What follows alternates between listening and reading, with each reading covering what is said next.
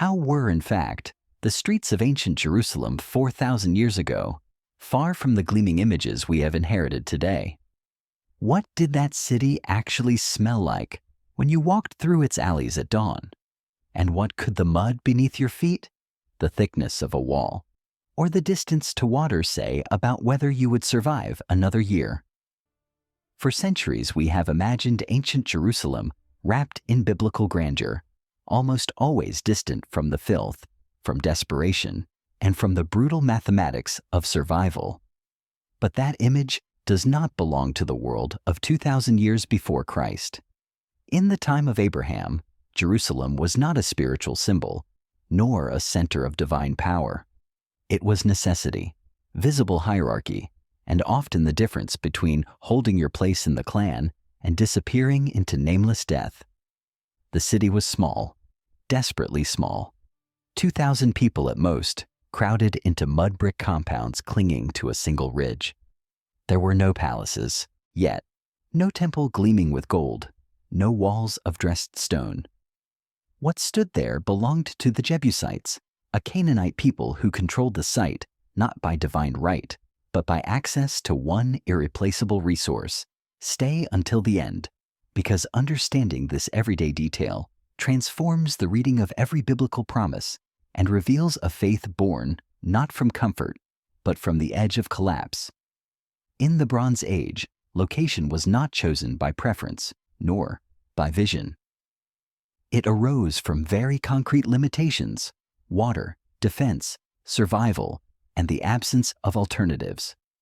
Jerusalem existed because of a spring. Everything else followed from that single geological fact. The settlement could have been anywhere, but it was there, perched above the Gihon, because without water, nothing else mattered. For this reason, the city immediately revealed who you were, where you slept, and how long your children might live. But water was only the beginning, because in that world, the spring decided everything. The Gihon Spring was Jerusalem's only reliable water source.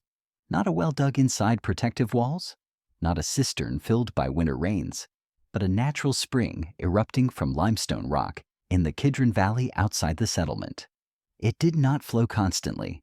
It surged several times each day in unpredictable intervals, gushing forth and then subsiding into silence. This intermittent rhythm shaped everything. When you woke, when you worked, when you could leave the city, all of it bent to the spring's schedule. The descent was steep.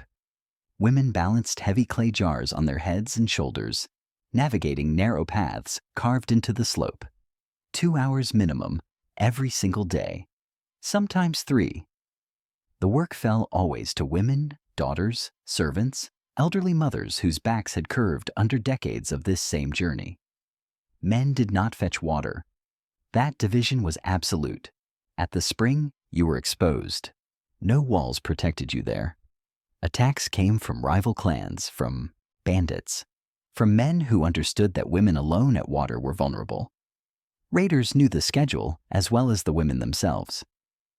Violence at the spring was common enough that mothers taught daughters to never go alone, to always watch the ridges, to know which paths offered escape. The spring was also theater. Who arrived first? Who carried the largest jars? Whose family sent a servant instead of a daughter? All of it was witnessed and remembered.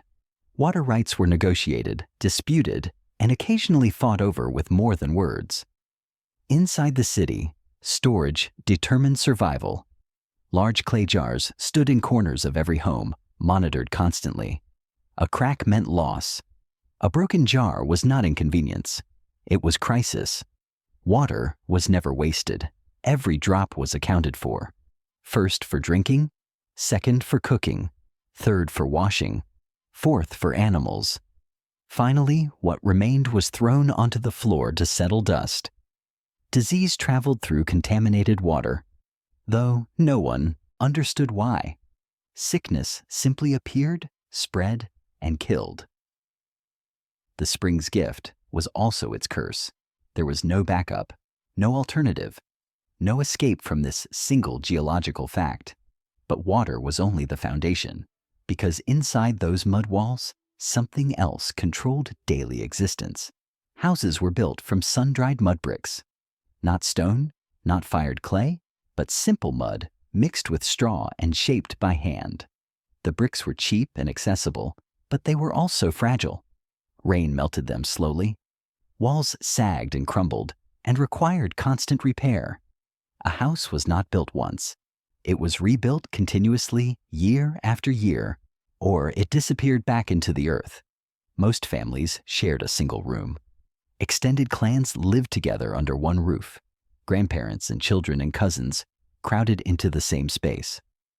Privacy did not exist. The concept itself was unknown. You slept where others slept, ate where others ate, and lived always under the gaze of your relatives. The floor was packed earth. No tile, no wood, no covering. Just dirt smoothed by countless footsteps and swept clean each morning. Sleeping mats were rolled up when dawn came and stored against the walls. During the day, the same space served for cooking, for working, for everything. Animals lived below. Goats and chickens occupied the ground level, and humans slept on a raised platform above them.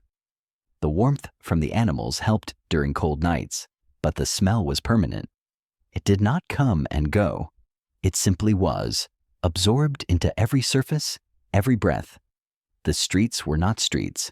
They were alleys, barely wide enough for two people to pass. Waste was thrown into these narrow passages. Sewage, rotting food, broken pottery, all of it accumulated in the spaces between homes. Disease concentrated there. Dysentery and parasites and fevers that killed infants before their first birthday.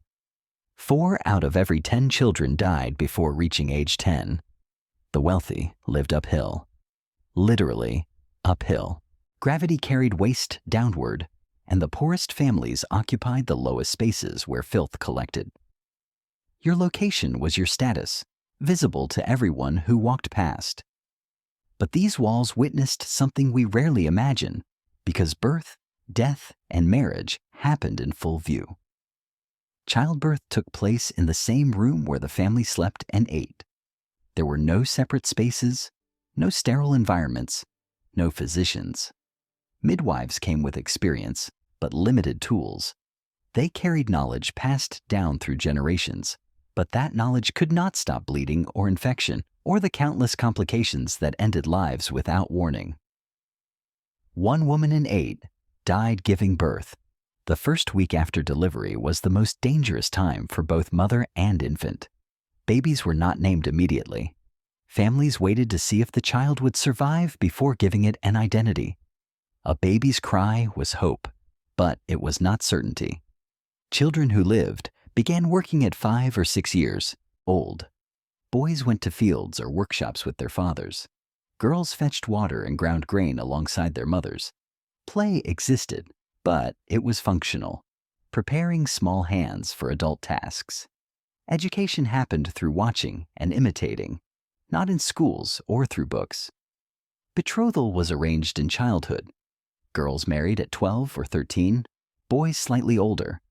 The arrangements were made by fathers and clan elders, designed to strengthen family alliances and secure economic survival. Love was not the question. Survival was. Disease moved through the crowded settlement without mercy. No one understood germs or infection or how sickness spread. Remedies involved herbs, prayers, and sacrifices to gods who seemed distant. The sick remained among the healthy because isolation was impossible. Skin diseases, blindness, and lameness were common sights in every alley. Dental decay was universal. Grains ground on stone saddle querns mixed grit into the flour, and that grit wore down teeth until eating became painful. Malnutrition weakened bodies. Parasites lived in nearly everyone. The body was not a temple. It was a battlefield. Life expectancy averaged 25 to 35 years. Death was not a distant possibility. It was a neighbor, always present, always expected.